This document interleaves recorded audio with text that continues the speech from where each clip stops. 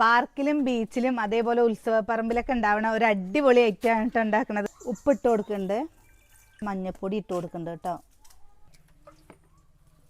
Green peas ഇതാ വേവിച്ച് വെച്ചിട്ടുണ്ട്. ഇതാ എണ്ണ ഒഴിച്ച് കൊടുത്തിട്ടുണ്ട് കേട്ടോ. ഇതാ ഉള്ളി ഇട്ട് കൊടുക്കണു.